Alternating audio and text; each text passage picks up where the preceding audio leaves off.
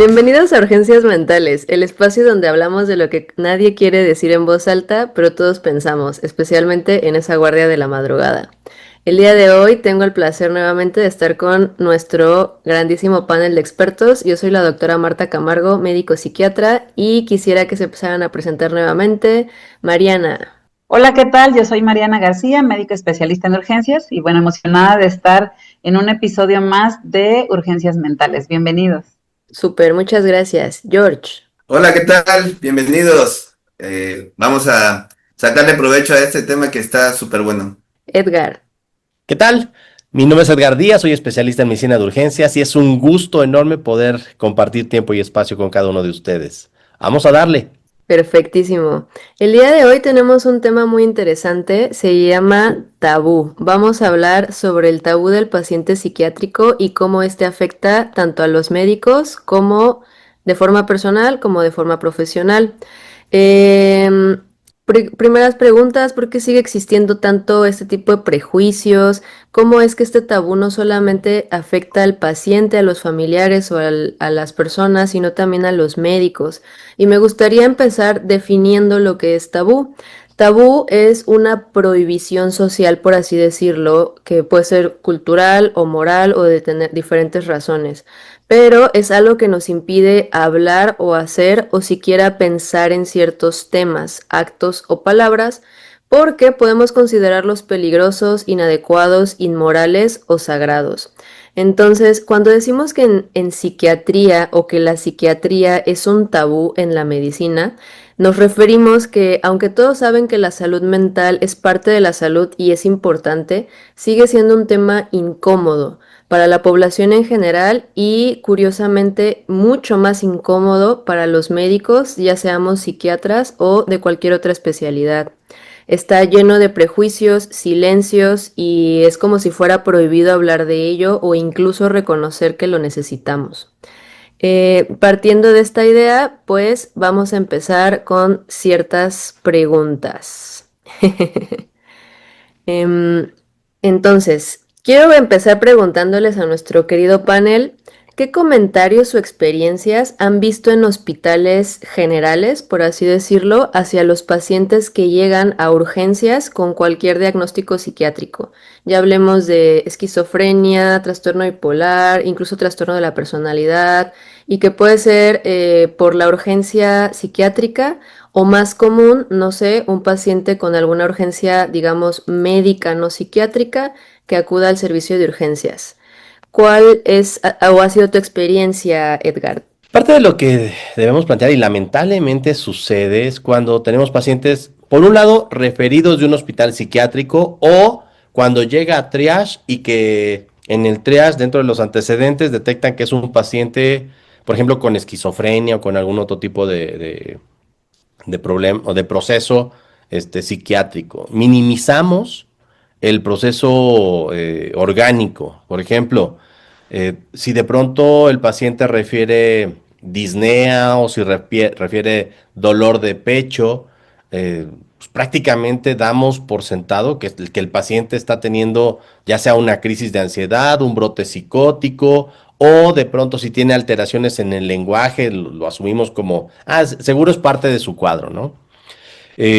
Debemos reflexionar sobre esto porque una persona con un cuadro psiquiátrico no lo excluye de presentar, por supuesto, cetoacidosis, un evento vascular cerebral o un infarto. Entonces, cuando llegan este tipo de pacientes, digo, lamentablemente en los hospitales pasa que llega con disnea, dolor de pecho o deterioro neurológico y lo minimizamos y de pronto no hacemos el triage correcto asumiendo que es solo parte del cuadro base, ¿no? Entonces, esto considero que es algo que puede resultar lamentablemente en un sesgo para nuestra evaluación integral o también hace evidente nuestra limitación para el abordaje en este tipo de pacientes o de cuadros, ¿sí? Entonces, son pacientes complejos, por supuesto,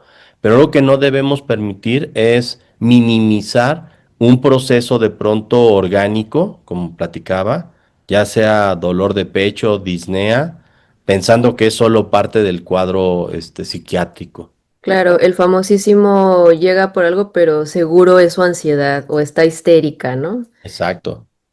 Que eso también nos puede llevar a otro tema, lo que es la diferencia entre diagnósticos de hombres o mujeres que acuden, pero bueno, eso es como dije, otro tema.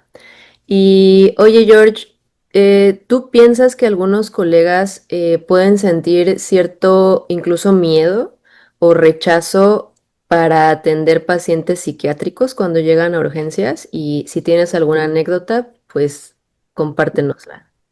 Sí, sí tengo anécdotas y sí pienso que a los urgenciólogos no nos gusta en realidad atender pacientes psiquiátricos. Creo que da miedo, por las reacciones que a veces puedan llegar a tener, ¿no? De hecho, pues nosotros estamos en el rincón sur de México y en el rincón sur de Chiapas, estamos en una zona fronteriza. Entonces, para nosotros, y somos un hospital, general de zona, entonces no tenemos, como tú ya has comentado, hospitales psiquiátricos, creo que ni en Tapachu, ni en Chiapas, pues, o sea, tenemos que enviarlos a la Ciudad de México. Entonces, todos los pacientes psiquiátricos llegan a urgencias, ¿no? Y hace algunos años hubo un paciente psiquiátrico. El hospital no tiene la infraestructura ni el acondicionamiento para atender a este tipo de pacientes. Y la verdad es que no tenemos incluso psiquiatras en todos los turnos. Recuerdo mucho que subieron al paciente, era un paciente que tenía un problema quirúrgico, y lo subieron al tercer piso, del piso de cirugía, y en un brote se aventó desde el tercer piso y se mató. Entonces, a partir de ahí, los pacientes en Tapachula, Chiapas al menos, no suben y se quedan todo el tiempo en urgencias hasta que o se recuperan o se envían a tercer nivel a la Ciudad de México. Entonces, obviamente, todos esos pacientes nos quedan a nosotros en las salas de urgencia y y sí hay temor, hay rechazo, hay miedo, para atenderlos, ¿no? Es como que al que le tocó la bola negra, ¿no? Del paciente. Pero sí, sí, sí existe. Claro, y esto curiosamente o feamente pues tiene un impacto en el paciente y en su diagnóstico, como veremos. Tú, Mariana, ¿qué piensas qué tipo de consecuencias crees o has experimentado que tiene para el paciente que su diagnóstico psiquiátrico a veces pese más que cualquier otro síntoma? Pues sí, fíjate que yo también he percibido que huimos al paciente psiquiátrico y creo que son varios factores. Uno podría ser el temor a la agresión física, ya sea por parte del paciente, quizá en algún brote psicótico, temor a la agresión física al personal, temor a la agresión física al familiar o temor a que el paciente se autolesione, ¿no? Considerando, por ejemplo, la situación que contó Pepe hace un ratito. Lo otro es que también a veces, dependiendo de con qué diagnóstico esté en ese momento o en qué situación esté, se dificulta el interrogatorio, porque si el paciente está con alucinaciones, si el paciente está con algún pensamiento organizado, está confuso, pues el interrogatorio no va a ser confiable y eso pues va a retrasar el tratamiento específico a la enfermedad orgánica con la que pueda estar cursando en ese momento. Y también que son pacientes que, como no hay un servicio de psiquiatría que esté continuamente, o sea, en algunos hospitales solo hay en la mañana o solo en la tarde, o hay que derivar a otras unidades, son pacientes que tardan más del tiempo habitual en los servicios de urgencias. No se puede tener un protocolo pues bien completo, no se puede tener ni siquiera el tiempo de estancia que la mayoría de los pacientes deberían de tener, porque se está esperando a veces un envío, se está esperando una valoración adicional por el servicio de psiquiatría, y esa es una debilidad que impacta en los días de estancia del paciente, en las comorbilidades o las infecciones o situaciones que se le puedan agregar estando más tiempo del debido en un servicio de urgencias. Entonces, creo que las cosas que nos limitan o nos generan este tipo de miedos o, no sé si llamarle rechazo o este tabú que tú comentabas. Aparte de que a veces los familiares son familiares que ya están muy desgastados, muy sensibles y bueno, se generan otro tipo de situaciones también con el personal de salud y los familiares. Claro, no cabe duda. Pero algo muy chistoso es que se ha comprobado en cuestiones de violencia que un paciente psiquiátrico es más factible o es más probable que sea víctima de violencia a que ejerza esa violencia.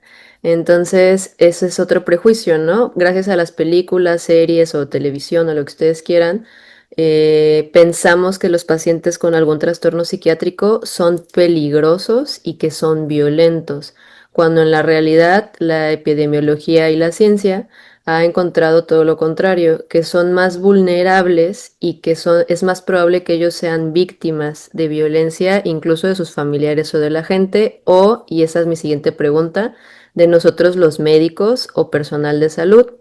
A ti, Edgar, ¿te ha tocado alguna situación o recuerdas alguna memoria en el que ya sea al personal, no sé, administrativo, de enfermería, médico, que haya maltratado de forma verbal o incluso dar un trato condescendiente a los pacientes con trastornos psiquiátricos?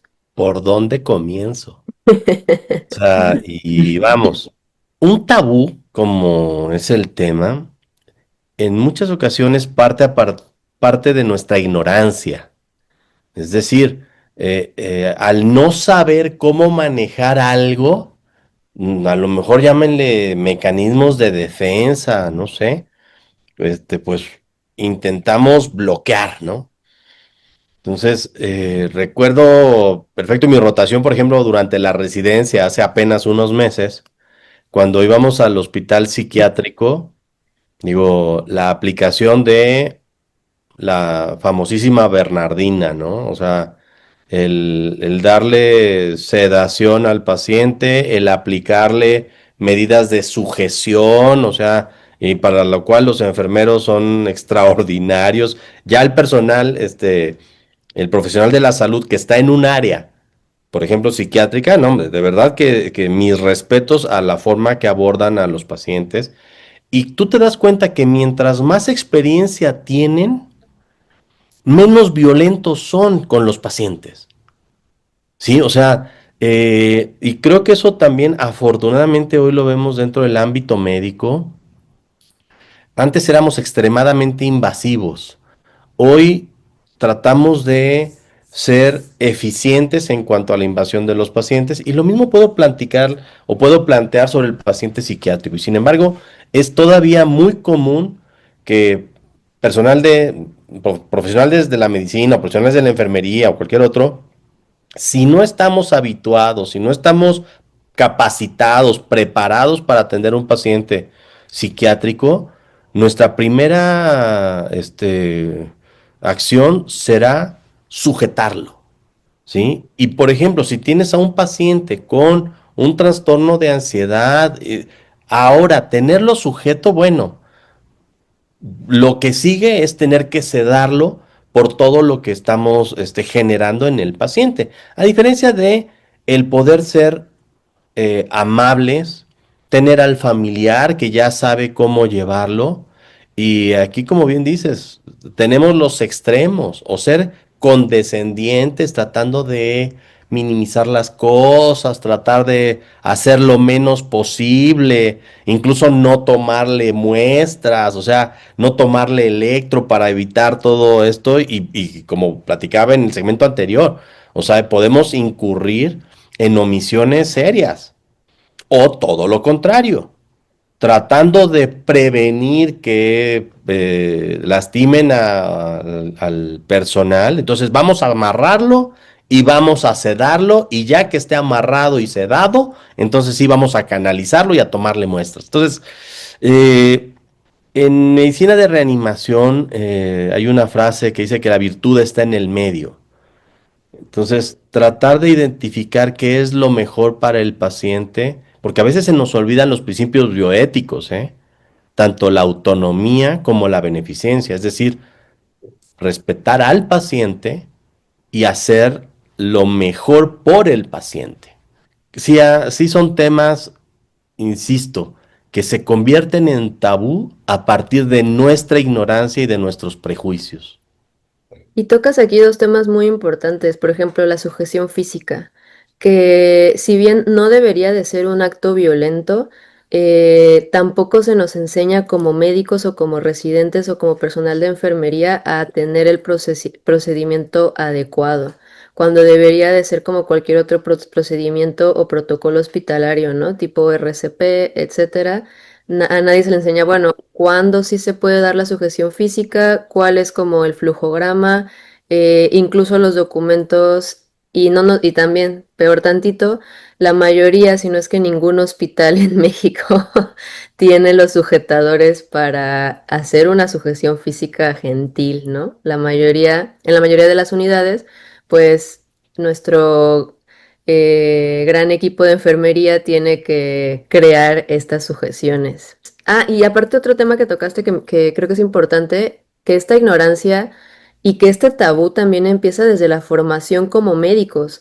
Nada más recordemos cuántas clases de psiquiatría o cuántas horas de psiquiatría se le dedica en las universidades, no nada más como clase teórica, sino también como rotación. Tengo entendido que hay muchos hospitales en el país donde ni siquiera existe la rotación de psiquiatría. Entonces, pues, menos. Fíjate que, bueno, perdón, voy a tomarme este atrevimiento. Hay algo que se le conoce como HALO, HALO, que son enfermedades alto impacto, baja prevalencia. Es decir, como no es algo que estemos habituados como la diabetes, la hipertensión, evento vascular cerebral, etcétera, de pronto no nos preparamos para que cuando nos llegue, porque algunos de nosotros a lo mejor vemos un paciente psiquiátrico al mes o cada 2 meses. Sin embargo, el impacto que representa tendría que hacernos reflexionar sobre el estar preparados para poder manejar al paciente de manera correcta, ¿sí? Y creo que también muchas veces la etiqueta de psiquiátrico tristemente borra el ser humano que está detrás de este diagnóstico, ¿no? Y creo que eso es algo muy grave. Y cambiando ahorita un poco, pero siguiendo en la misma línea de el tabú, existe también el impacto de la psiquiatría hacia nosotros como personal médico, porque también es muy importante ver cómo este tabú nos toca a nosotros como médicos. Tú, George, ¿has notado que en el personal, ya sea enfermería, médicos, incluso trabajo social, administrativos, una dificultad para pedir ayuda psiquiátrica siendo médico cuando incluso es evidente, ¿no? Así de claramente tienes un cuadro depresivo, ansioso, lo que tú quieras, pero está esta resistencia, ¿no? De no, yo qué voy a estar yendo, yo no estoy loco. Se estigmatiza mucho o es una muestra de debilidad para empezar el reconocer que, al menos en el ámbito médico, ¿no? En las áreas de urgencias, de reconocer que no puedes solo o que estás quemado. De ahí, pues, que incluso en los test que se hacen y en los estudios, resulta que las áreas de los profesionales de la salud de las áreas de urgencias, el 65% tienen burnout y no lo reconocen, ¿no? O es difícil que busquen ayuda, pues porque se nos ha enseñado de que somos esta persona estoica que no se mueve con las dificultades y que aprende a salir adelante. No sé si es un condicionamiento propio de la especialidad o si ya lo traes desde casa y tú te estudias la especialidad porque ya vienes como perfilado para eso, ¿no? No sé. Lo que sí sé es que casi nadie acude con profesionales de la salud por el miedo a creer, yo creo que están locos o que estamos locos. A mí me pasó, yo tuve en la residencia, pasé por un episodio de depresión muy fuerte, incapacitante incluso, y tuve que acudir a terapia con psiquiatría y estuve en tratamiento por depresión. Y la verdad que es difícil porque hacia el interior te recriminas, pues, como no ser lo suficientemente fuerte para poder, con lo que estás pasando, con los problemas emocionales que estás viviendo. y es un proceso de enojo hacia uno mismo para empezar. Y eso te produce pues como que trates de ocultarlo, de negarlo, ¿no? De yo estoy bien. Es clásico que cuando tú saludas a alguien, incluso cuando nos vemos, incluso nosotros, o sea, cuando nos saludamos, hola, ¿cómo estás? La respuesta inmediata es bien, Bien. ¿no? Cuando no siempre estás bien, pues, pero no sé si es cultural que se nos enseñó a hablar poco de nuestros problemas o a mostrar poco nuestras emociones, que todo el tiempo que nos preguntan, pues tratamos de aparentar que todo está bien y que no tenemos pues algo que nos duela, nos mueva o que estemos frustrados o que estemos tristes o que estemos deprimidos o que estemos pasando por periodos de ansiedad hasta que el cuerpo nos dice ya no puedes más y truenas, ¿no? Truenas a veces es el cuerpo el que te dice porque llevas días sin dormir o porque llevas días, se te sube la presión o porque llevas, no sé, subiendo de peso porque desarrollaste enfermedades propias del estrés, ¿no? Crónicas. Y ya el cuerpo te dice, ¿sabes qué? Ya busca ayuda o esto va a estar mal para ti, ¿no? He visto que este tipo de podcasts están tomando como mucho importancia y qué bueno porque la salud mental es importantísima, ¿no? Es mejor reconocerlo a tiempo que terminar o con una enfermedad o suicidándote, ¿no? Porque pues esa es la otra parte, ¿no? Abuso de sustancias, todo lo que hemos venido tratando en este tema es precisamente por la negación a recibir o el tabú de acudir con el psiquiatra, ¿no? Y también los comentarios de pasillo, ¿no? ¿Ya viste a fulanito de tal está yendo con el psiquiatra? Yo creo que está bien loco, ¿no? Que ya se le notaba y cosas de ese tipo que también, no ayudan, ¿no? Entonces yo creo que personas que a lo mejor y hay personas que a lo mejor van con el psiquiatra que están equilibradas, pero que no dicen, ¿no? Entonces no hay como un parámetro de decir, ah, mira, él va con el psiquiatra y le está yendo muy bien en la vida. Pues hay que hacer eso, ¿no? Hay que buscar y ir en pro de la salud mental, ¿no? Y que creo que este es el propósito de este podcast. Y fíjate que yo creo que es por dos situaciones. Yo creo que sí hay un fuerte ego médico en el cual para ser buenos doctores se nos exige dejar de ser humanos. Y eso es algo muy peligroso porque quitarnos la empatía no nada más afecta a nuestros pacientes y nuestra forma de tratar a los pacientes, sino también pues nos enferma. Y la otra es que seguimos con esta idea dualista de la mente. Pensamos que la mente es algo que está flotando en el aire o que es externo al cuerpo y que no existe o es algo como muy, ¿cómo podemos llamarlo? Etéreo. Eh, Intangible, digo. Sí, y por eso pues como que no se toca, ¿no? Casi casi. Cuando al final del día la mente pues es un producto del cerebro y el cerebro es un órgano como cualquier otro órgano se puede enfermar y no pasa nada, ¿no? Es como decir que a uno le da diabetes porque es muy débil, pues no, o pedir a una persona con epilepsia, no, pues el típico, ¿no? Deja de estar triste, deja de convulsionar, de que se te suba la presión, pues no son cosas que uno pida o que más bien estén al control de uno. Y pues sí, el estigma no es solo hacia los pacientes, sino que nosotros también lo cargamos y muchas veces en silencio.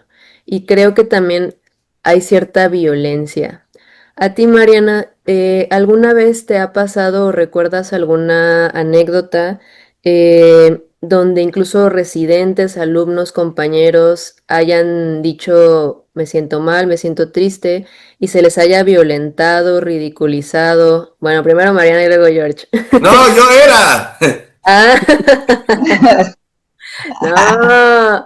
no, bueno, Alza la incógnito. mano porque sí, se lo hicieron a él. Yo era el que se sentía triste.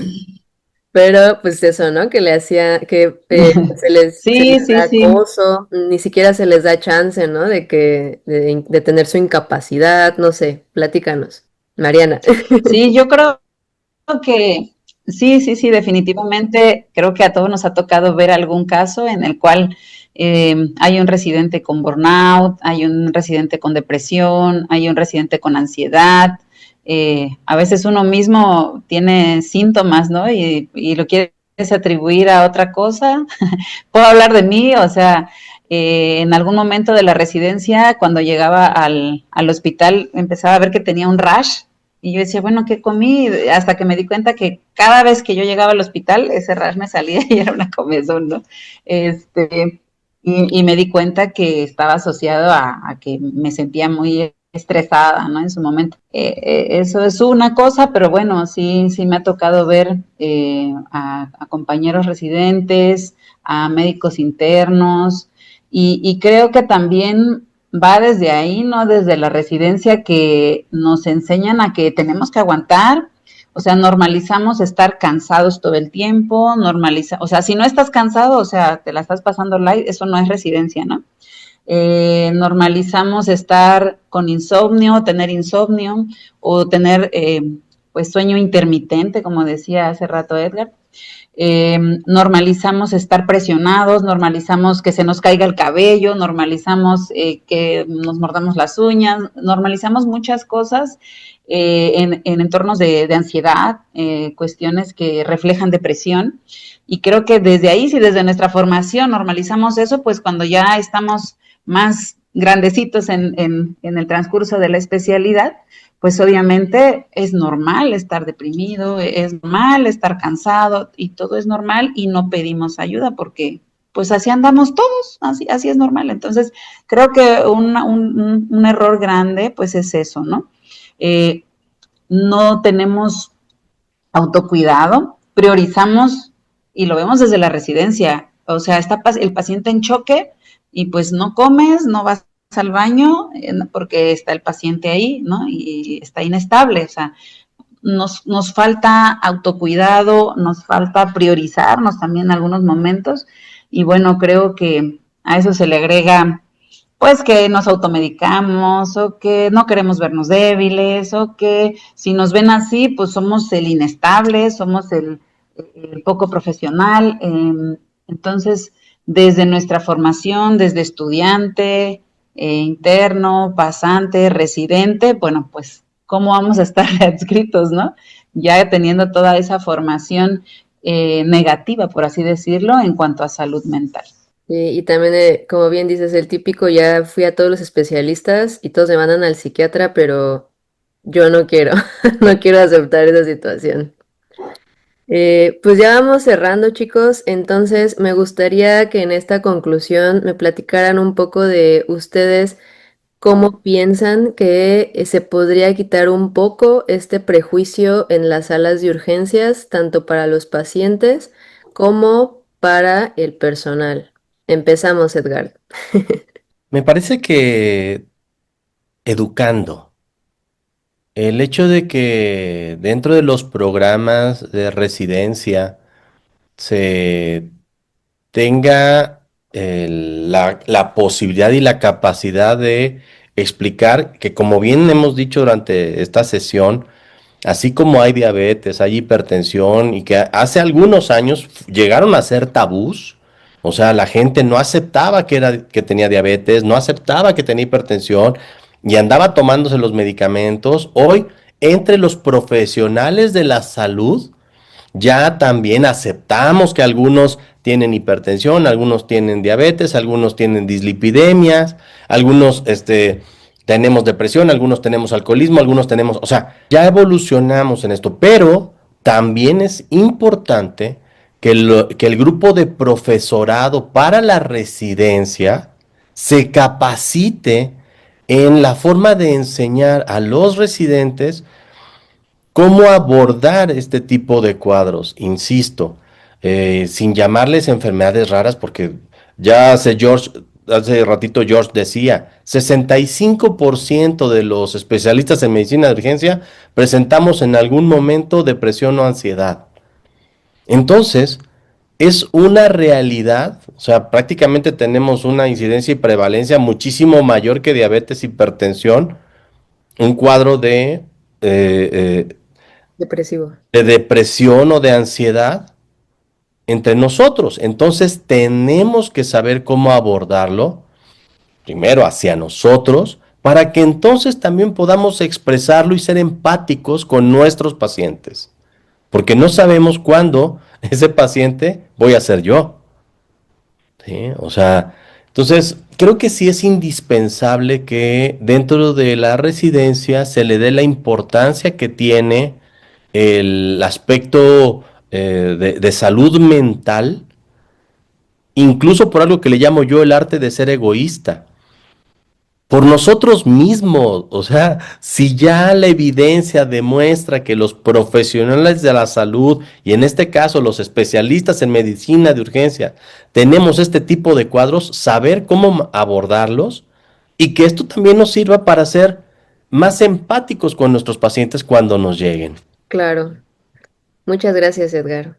George, ¿tú qué opinas? Pues sí, debemos de normalizar la cultura de la salud mental, voltear hacia esta parte porque creo que nuestras nuevas generaciones,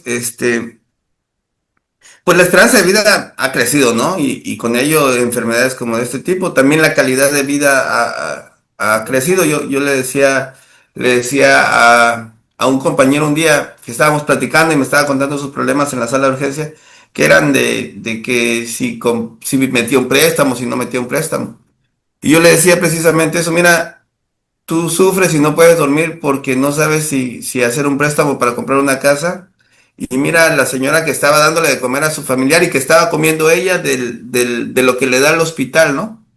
Digo, mientras nosotros tenemos problemas de crecimiento, ellos tienen problemas de supervivencia. O sea, no es la misma situación y ellos a lo mejor ni siquiera están pendientes ahorita de su salud mental, sino de salir adelante el día a día. Y bendito sea Dios para nosotros, esa parte como que ya la cubrimos, pero ahora nuestros objetivos y nuestras metas a veces hacen que nuestra mente se vuelva inquieta, ¿no? Y no cese, está en actividad constante, incluso, como decía antes de entrar al aire, Edgar, incluso en el sueño, ¿no? Tenemos pocas horas de sueño profundo porque nuestra mente trabaja y trabaja y trabaja en proyectos que a lo mejor buscamos como demostrarnos a nosotros mismos o demostrar a otras personas por lo valioso que somos, ¿no? Y en esta parte, muchas veces, eh, sacrificamos nuestra salud mental, ¿no? Entonces, creo que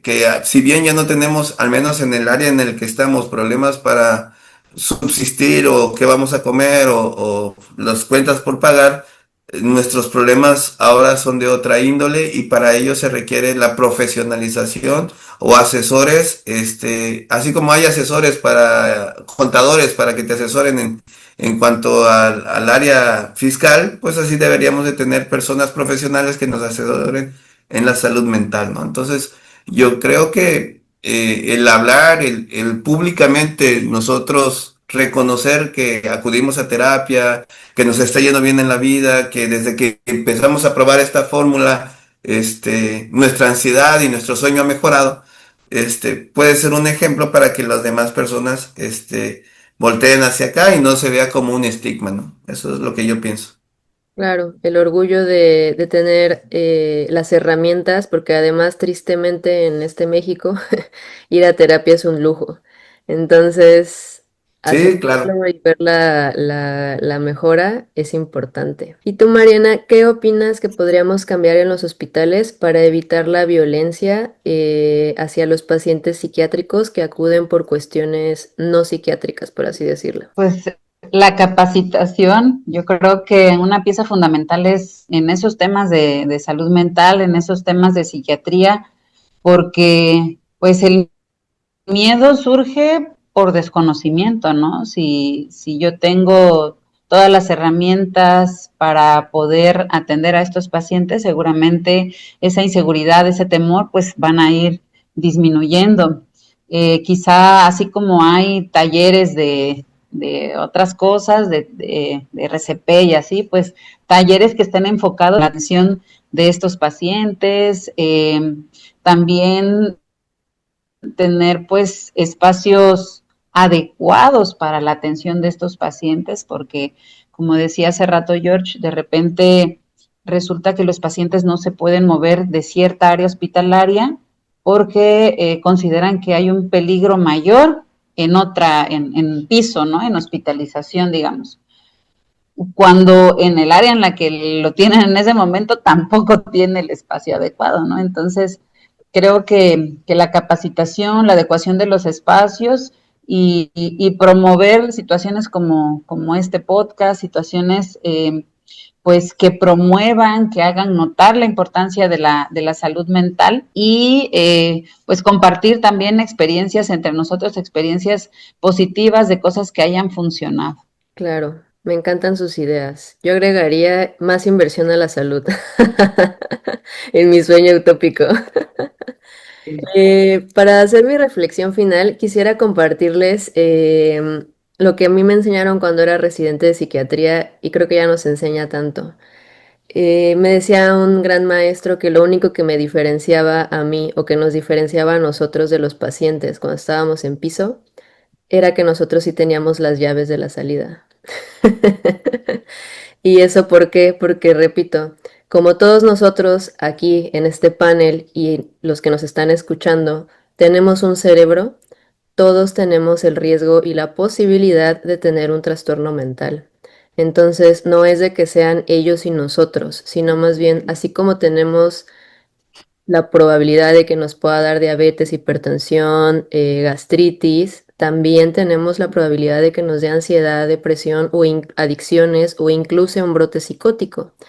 Y por eso la gran frase del hospital psiquiátrico, hombre soy y nada humano es ajeno a mí. Y creo que eso es importante para recordar. Cada que veamos un paciente psiquiátrico, estamos viendo a una persona que está sufriendo, que no quiere tener ese sufrimiento, incluso un paciente con adicciones, y que pues como bien decía Edgar, tenemos que recordar los principios de bioética, de autonomía, de no lastimar, de bienestar, etcétera. El tabú de la psiquiatría afecta tanto a pacientes como a nosotros los médicos o al personal, y mientras siga existiendo, seguirá generando sufrimiento tanto a los pacientes como a nosotros. La salud mental es salud. Reconocer que todos podemos necesitar ayuda no nos hace menos ni nos hace más débiles. De hecho, nos hace más humanos. Y creo que eso es lo bonito, ser humanos. Les agradezco mucho por escucharnos en esta ocasión y nos vemos el siguiente podcast. Hasta luego. Hasta Hasta luego. luego. Nos vemos. Estén bien.